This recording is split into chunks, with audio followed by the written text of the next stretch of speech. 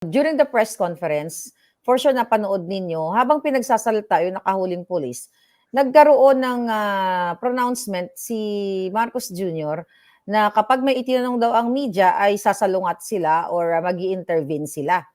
Ano sa tingin nyo? Bakit kailangan sabihin ng presidente yon? May mga kasabihan nga tayo, mas masarap mas maganda tayong makinig doon sa from the horse's mouth. Sabi nga, no? Yes. Walang ibang pwedeng magbigay ng detalye, eksaktong facts o circumstansya, kundi mismo yung nakahuli. Tama. Di ba? Bakit natin tatanungin yung testigong natutulog sa bahay kaysa sa testigong nakakita ng krimen? Yes. Kasi sabi po ni Marcos Jr., hindi daw po sanay ang mga uniform personnel sa mga interview o sa press con. Yun po ang sabi ni Marcos Jr. Alam nyo, hindi naman sa, nung napanood ko dati, yung interview ng ABS-CBN, nila Karen Davila, nila Anthony Taberna, nila Mr. Baha, doon sa isang kandidato dati na si ngayon Pangulong Bongbong Marcos, tinatanong siya doon sa kanyang educational background. Ngayon, oo. So, parang hindi niya masagot na diretso, siya baccalaureate degree holder undergraduate siya or wala kung maano mo na sinasabi na ito hindi graduate, di ba? Sino ba ang merong naging presidente ka? Oo. Pero tingnan mo naman yung pulis.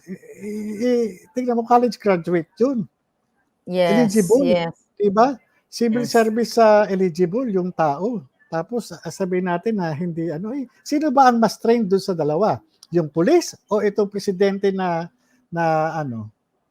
undergrad? Diba? Na sinasabi ng mga tao na bangag. Diba? At hindi siya mismo. Tama po kayo, hindi siya nakahuli.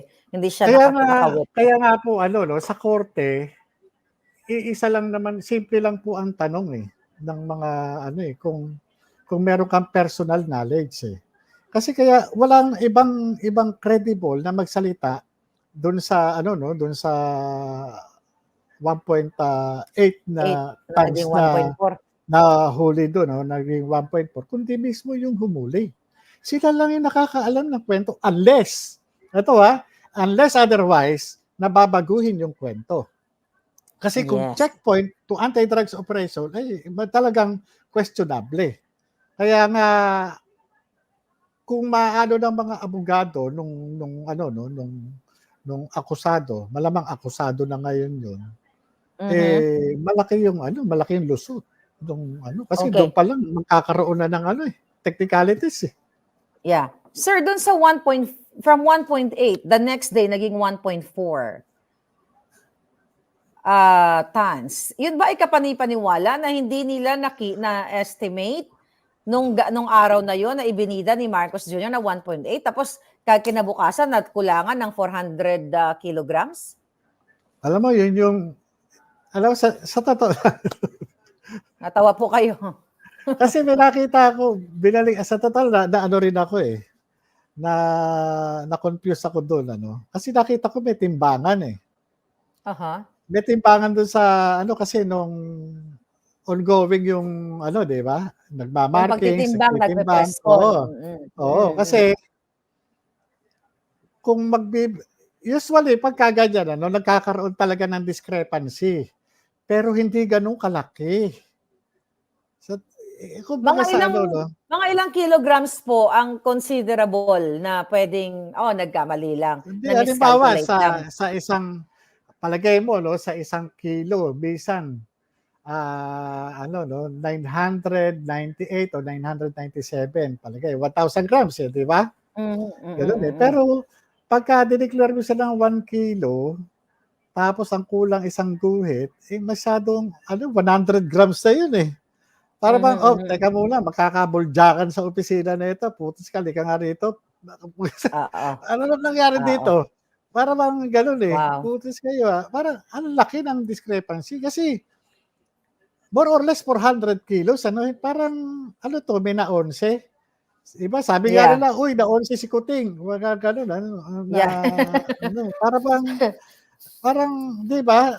Teka muna, eh, para tayong ano nito, eh.